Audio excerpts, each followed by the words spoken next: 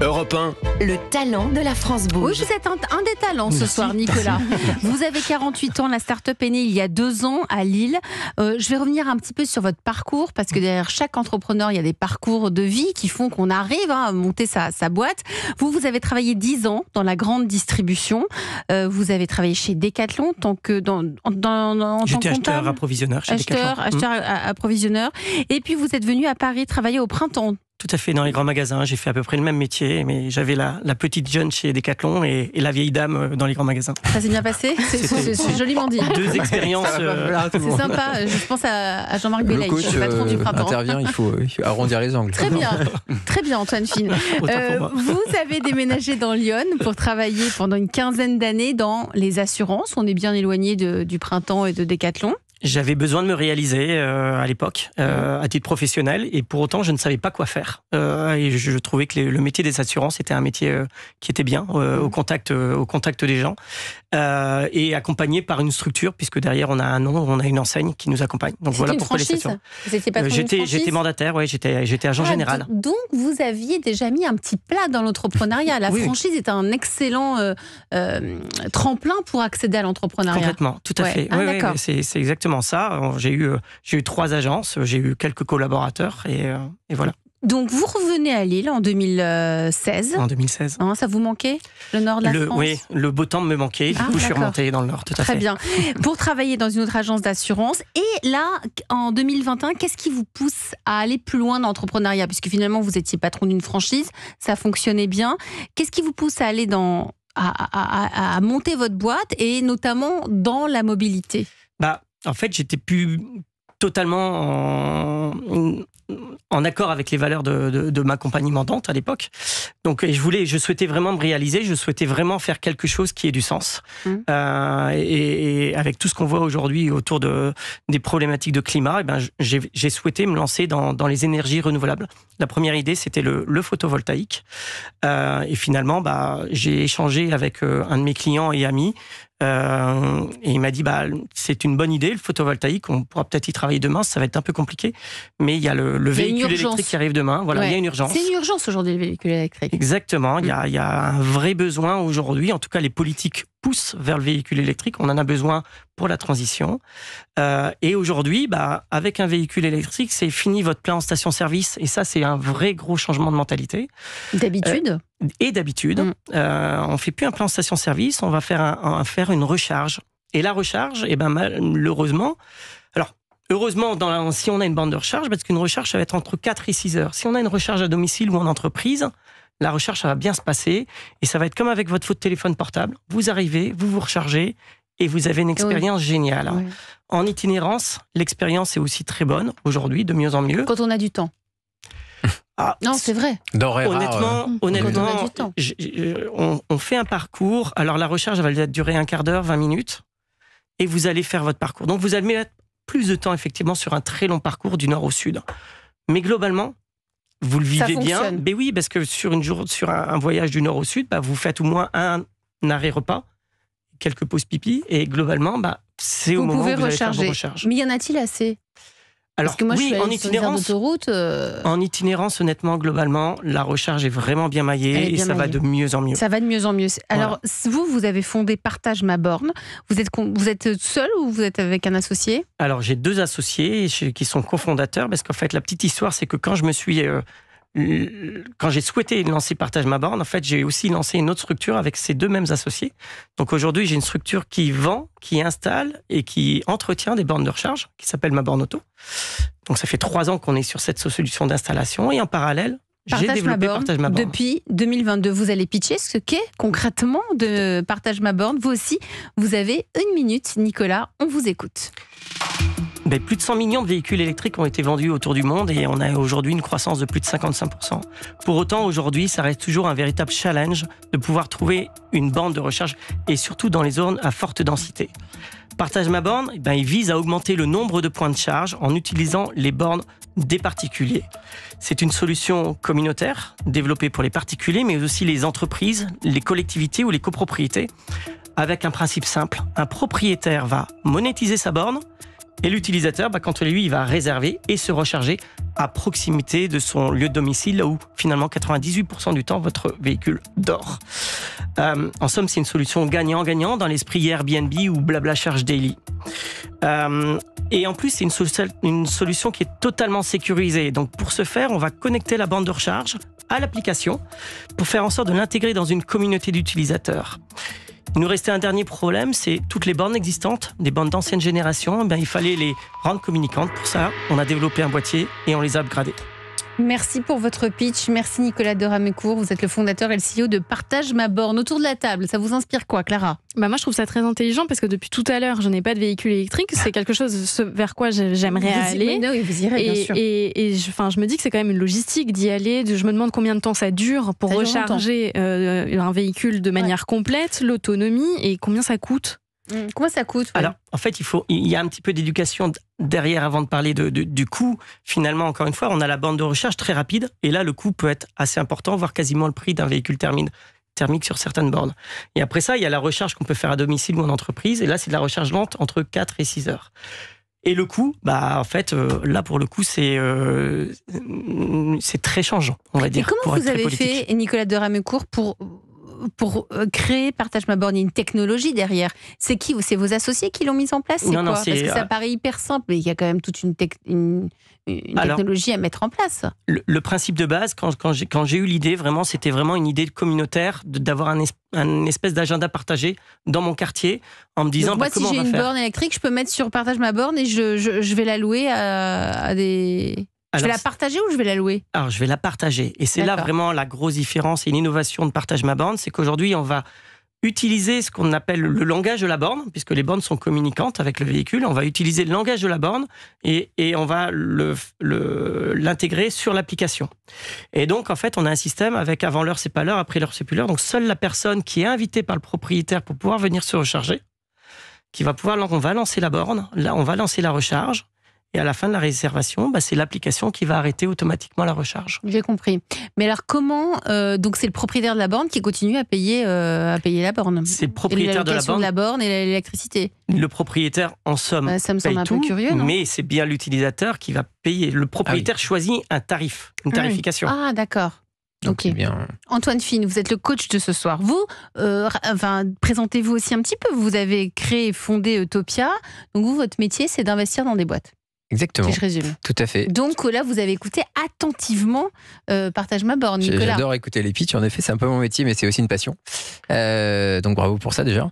Et effectivement, alors nous on accompagne, on appelle ça les marques émergentes engagées. On est plutôt dans l'économie, on va dire réelle. Après, il y a toujours une dimension technologique. Aujourd'hui, c'est incontournable. Là, le modèle de Partage ma borne, c'est plutôt, moi j'appelle ça comme une marketplace, c'est-à-dire une mise en relation de gens qui ont une demande et des gens qui ont une offre à proposer. Donc c'est des modèles qui ont fait leur preuve, ça marche, ça peut très bien marcher. L'enjeu des marketplaces, c'est d'avoir beaucoup de demandes et beaucoup d'offres pour qu'elles puissent se rencontrer. Et alors là, en plus, il y a une dimension, j'allais dire géographique, parce que si vous avez une borne disponible mais qui est à 100 km, ça marche pas. Donc il va falloir... C'est géolocalisé sur son... Voilà, mais du coup, ça rend l'exercice encore plus dur, parce que quand vous êtes Vinted, vous vendez des habits, vous pouvez être à l'autre côté de la France, vous allez l'expédier, il n'y a pas de problème. Là, il faut vraiment que géographiquement, l'offre et la demande se rencontrent. Donc là, un des enjeux, ça va être de développer... Et c'est ce qui est dur dans les marketplaces, c'est en même temps l'offre et la demande. Donc là, je ne sais pas quelle est j'avais quelques idées à partager avec vous, mais quelle est votre stratégie là-dessus? En fait, la stratégie, c'est c'est ce que j'ai expliqué quand vous regardez un petit peu le temps où votre véhicule stationne par rapport au temps où vous roulez. C'est 98% du temps de vie de votre véhicule, en fait, il est stationné. Il est stationné où? Tout le temps au même endroit, chez vous. En fait, moi, je m'adresse à qui? Je m'adresse aux gens qui n'ont pas de parking pour installer une borne de recharge. Je m'adresse aux gens qui sont en copropriété. Je m'adresse aux entreprises où ils ont une borne, deux bornes, et ils ont de plus en plus de véhicules électriques et ils se disent comment je vais faire pour faire tourner la borne. Et au final, je vais créer des communautés d'utilisateurs et c'est ces communautés-là qui vont devenir des ambassadeurs et vont faire que ça va se mailler de plus en plus. Voilà clairement la stratégie, parce que encore une fois, je suis pas dans une stratégie d'itinérance. Ça fonctionne plutôt bien dans la borne de recharge. Moi, c'est vraiment au quotidien. C'est le Blabla Charge Daily. Au quotidien, j'ai tout le temps besoin de me recharger à côté de chez moi, parce que ma recharge, elle va durer 4 heures, 6 heures. Je crois que l'aventure, on parlait tout à l'heure, donc Gateron, ils ont changé 3 fois de nom. Et au départ, ça s'appelait Voiture Libre, et ça avait commencé dans un quartier à Marseille, de mémoire. Et donc, effectivement, commencer par une communauté localement. Une petite communauté. Et ça peut. va prendre, je crois que c'est fini en bourse, donc je vous souhaite la même aventure. Xavier Corrouge, vous êtes le directeur général d'Europecar ce soir sur Europe 1 dans la France Bouge. Votre regard sur Partage ma borne. Vous êtes hyper concerné par ça, par ce genre de solution. Oui, mais moi je trouve que c'est une idée. Près du micro, c'est encore mieux. Je trouve que c'est une idée remarquable et à titre personnel, je serais l'un des premiers clients. J'ai un véhicule électrique, j'ai pas de solution pour le recharger à mon domicile et je serais ravi de pouvoir me brancher chez mon voisin de manière très fluide, pouvoir réserver un créneau, laisser mon véhicule à 10 mètres de sa place habituelle. Et comment on détermine le temps? Voilà, c'est la nuit entière. Comment vous? Parce que si moi je loue ma borne via Partage ma borne, est-ce que je peux moi dire voilà, il y a un créneau libre entre 14h et 20h. Je suis pas là, donc c'est bon. Mais est-ce qu'au retour, j'ai ma place et c'est bon? Est-ce que l'utilisateur est satisfait parce qu'il aura son véhicule chargé et moi, je peux récupérer ma place? Alors, on a un vrai sujet sur la borne publique. C'est malheureusement l'éducation des différents utilisateurs. C'est qu'aujourd'hui, on a des gens qui viennent se garer avec un véhicule thermique devant une borne. On a des gens qui prennent la place ou qui restent systématiquement rechargés, bloqués, alors que leur véhicule est chargé. Là, en fait, je m'adresse à des parkings privés. Donc, théoriquement, il n'y a personne qui vient sur votre parking privé. Donc la place sera disponible. Pas du tout. Ma question, c'est est-ce que j'ai des créneaux horaires où je peux louer ma place? Si moi j'ai une borne, par exemple, de recharge, de 14h à 20h, et ensuite je peux disposer de. C'est vous qui allez informer l'utilisateur du créneau horaire Complètement. Alors c'est justement ça, vraiment, aussi une des grosses innovations. On est sur un parking privé. Moi, le soir, je rentre à 18h, j'ai pas envie qu'on ait quelqu'un qui vienne se recharger. Donc effectivement, on a des créneaux et on va ouvrir les créneaux pendant le temps où la place est disponible. En entreprise, je vais réserver mes créneaux pour mes collaborateurs de 8h à 18h pour pas gêner l'activité de l'entreprise. Et de 18h à 8h le lendemain matin, potentiellement, je vais ouvrir mes bornes à tous mes voisins, au voisinage, et je vais les rentabiliser, mes bornes. Et qui vous paye? Alors encore une fois, c'est l'utilisateur qui paye directement l'application. Elle va rembourser le propriétaire de son électricité et de la marge.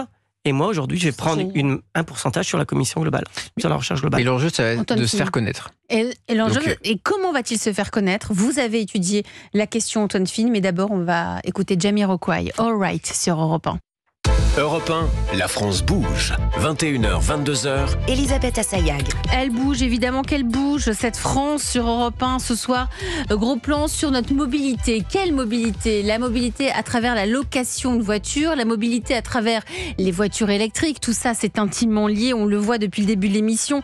J'ai la joie d'être entourée de talents ce soir, comme chaque soir sur Europe 1. Ce soir, c'est Xavier Corrouge, directeur général d'Europecar. Nous sommes avec vous, Clara Léger, avec un nouveau coach, Antoine Fine, cofondateur et président d'Eutopia. Son métier, c'est d'investir dans des entreprises, d'écouter des pitchs. C'est bien, il est à la bonne place. Et ce soir sur Europe 1. Et nous sommes avec Nicolas de Ramécourt, fondateur et CEO de Partage ma borne. L'idée est hyper simple. Vous avez une borne électrique chez vous.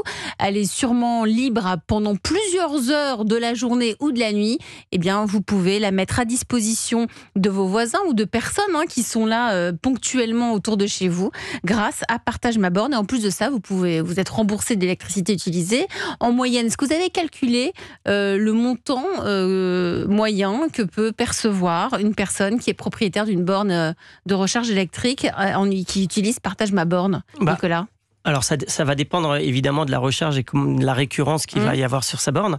Moi, ce que j'ai calculé, c'est globalement un propriétaire qui allait mettre sa borne à disposition, il allait potentiellement pouvoir rentabiliser l'investissement de la borne en 1 an, voire 2 ans maximum. Mais est-ce que vous avez un prix moyen, On va être autour de 15-20 euros la recharge maximum, grand maximum. C'est bien, voilà. C'est très bien. Et puis vous rendez service, on rend service à la communauté, donc tout le monde est satisfait. Alors vous avez des besoins, parce que l'entreprise Partage ma borne existe depuis 2022. Vous avez besoin de vous faire connaître, ça c'est hyper important, c'est ce que disait Antoine Fine. Comment se fait-il connaître, Antoine, Nicolas de Ramecourt, avec Partage ma borne? C'est ce que je dis, c'est un énorme enjeu des marketplaces. À la fois, c'est des modèles qui peuvent croître très rapidement parce qu'il n'y a pas trop de friction opérationnelle. C'est vraiment une offre et une demande qui se rencontrent grâce à la technologie. Mais il faut effectivement que ces deux pans se développent massivement, j'ai envie de dire. Et donc, effectivement, je m'étais dit qu'il faut regarder des deux côtés. Côté demande, probablement, donc ceux qui ont des voitures, peut-être creuser auprès des vendeurs ou des loueurs de voitures. Peut-être quelque chose à faire avec Europcar. Exactement. Quand on part en week-end et qu'on a loué, alors vous disiez tout à l'heure que vous preniez en charge la recharge, mais bon, pendant le week-end, on peut avoir des besoins. En tout cas, par exemple, avoir avec sa location ou son achat de véhicule électrique un premier forfait prépayé, ça coûte pas très cher pour le constructeur, ça ferait connaître votre solution, et puis probablement que le propriétaire serait content d'utiliser ce bon d'achat. Alors ça, c'est côté demande. Côté offre, essayez de voir avec les installateurs. Alors vous avez aussi cette activité visiblement, mais tous les entreprises qui interviennent dans l'installation de bornes, probablement aussi qu'elles ont un carnet d'adresses du coup de gens qui pourraient être vendeurs chez vous. Voilà, essayez de raisonner qui a accès directement à ces deux faunes et essayer de pouvoir leur parler efficacement, parce que sinon il y a toujours les médias, l'acquisition client en ligne, etc. Mais et puis la communauté sur les réseaux, est-ce qu'elle est importante chez vous ? Alors oui, c'est assez étonnant. En fait, quand vous allez sur les réseaux sociaux, vous avez des communautés quasiment sur chaque typologie de véhicule. Ah, formidable. Donc vous pouvez communiquer assez facilement donc ça aussi, c'est une piste. On parlait des véhicules électriques avec vous, Xavier Courrouge, tout à l'heure. Vous êtes le patron d'Europcar. Vous intégrez aussi des camionnettes. Quand vous parliez des déménagements, il y a aussi des camionnettes électriques ? Bien sûr, on a des camionnettes électriques, on a aussi une offre de camions, qui sont pas électriques, mais oui, bien sûr, on a des camionnettes électriques. Et dernier cri. Bah oui, les véhicules électriques en général sont assez. Oui, non, évidemment, elles sont récentes. Oui, mais bon, il y en a qui se rechargent plus rapidement que d'autres au fur et à mesure. Ça va hyper vite aussi dans cet univers. Bien sûr. Clara Léger. Oui, moi je me demandais, est-ce que pour partage ma borne, est-ce qu'il y a des formules d'abonnement ? Parce que typiquement, je reviens à mon cas, je suis pas administrative pour un sou payé en une fois. Peut-être qu'une formule d'abonnement où je paye, je sais pas, 50 € par mois et j'ai le droit de venir recharger une fois par jour, enfin j'en sais rien, je dis des chiffres. Une formule d'abonnement, une formule qui fonctionne dans les modèles. Comme ça, je sais que je peux accéder à telle borne pour tel prix par mois et ça m'évite un achat unique entre guillemets à chaque fois. Il n'y a pas une histoire de disponibilité d'horaire dans ces moments-là ? Alors, on a fonctionné différemment. En fait, on fonctionne avec un système de porte-monnaie électronique. Donc, vous rechargez votre porte-monnaie électronique et si vous voulez avoir une recharge pour 15 jours, un mois, ça se débite 2 mois, automatiquement. Et ça se débite automatiquement. Voilà. Donc, automatiquement, on va reverser au propriétaire. Oui, on ne paye pas à chaque fois. Et on ne paye pas à chaque fois. En tout cas, c'est la beauté de votre modèle, c'est qu'il y aura de la récurrence. Donc ça, il y aura pas besoin de la fidélisation très rapidement. Parce qu'un des problèmes souvent des business, c'est de faire revenir le client. Donc là, a priori, la personne reviendra. Et donc, c'est très vertueux. Donc vous y croyez, Antoine Fine, vous, c'est votre métier. Vous y croyez dans ce modèle, dans le partage ma borne ? Oui, moi, j'aime bien ces modèles. On a fait, en 35 investissements en 10 ans, on a fait une seule marketplace. Donc je ne suis pas un expert de marketplace. Mais oui, Puisque, comme je disais, on est plutôt dans l'économie réelle. Mais vraiment, j'ai vu que l'enjeu, je pense d'ailleurs, elle est passée sur Europe 1, ça s'appelle iMake, c'est une marketplace de do-it-yourself. Et l'enjeu, c'était vraiment de développer l'offre et la demande. Et on avait un enjeu aussi sur la récurrence. Une fois qu'on a fait son petit atelier do-it-yourself, c'est pas sûr qu'on en fasse un autre dans les 15 jours. Donc on a peut-être oublié le nom de la plateforme et on n'est pas sûr de revenir. Là, effectivement, ce que je trouve très bien, c'est une fois que ça a réussi, ça va devenir une habitude, puisqu'on est dans les changements d'habitude avec les véhicules électriques. Vous avez besoin de lever des fonds, combien ? Alors ça dépendra à quelle vitesse on veut aller, mais l'idée c'est d'aller lever à peu près 500 000 € parce qu'on a un gros enjeu effectivement au niveau du marketing, de la communication et du développement global. Et pour cela, évidemment, Antoine Fine, vous allez ouvrir votre carnet, votre chéquier et votre carnet d'adresse. Europe 1. Le réseau La France Bouge. Avant le chéquier, Antoine Fine, vous êtes le coach de ce soir. Avec qui pouvez-vous mettre en relation Nicolas de Ramecourt pour qu'il puisse lever des fonds rapidement ? Alors, il y a beaucoup d'acteurs qui se développent autour de la transition verte, la mobilité, etc. Donc, ça tombe bien pour vous. Il y a pas mal d'acteurs on appelle ça du VC, donc Venture Capital. C'est des gens qui investissent tôt dans la vie des entreprises, qui prennent des risques, ça s'appelle du capital risque, qui sont dédiés à ces secteurs-là. Donc, j'en avais un certain nombre dans mon réseau, type Shit for Good ou Stellantis Venture, qui est lié au que vous Stellantis, connaissez, vous pouvez le mettre en relation. Ça, c'est facile. Génial. Après, il faudra faire une liste un peu plus large. Donc ça, et ensuite il y a tous les acteurs plus type BPI France, étatique ou paraétatique, qui financent la transition verte avec pas mal de modèles de financement intéressants, de subventions, etc. ou de prêts long terme. Donc ça, c'est des interlocuteurs, je pense, qui sont pertinents pour vous. Et ensuite, il y a le retour d'expérience de fondateurs qui sont passés par toutes ces étapes. Donc, on a mentionné tout à l'heure, mais effectivement, l'histoire de voiture libre devenue Drivit, devenue Gateron est intéressante. Tu connais bien le fondateur, je pense que c'est quelqu'un qui vous pourrait échanger, ça peut être passionnant. Et vous donner des conseils, c'est bien, il faut rester dans cet univers-là pour avoir des partages d'expérience. Et la conversation se poursuit, les échanges de cartes se poursuivent après l'émission, évidemment, Antoine. Tout à fait.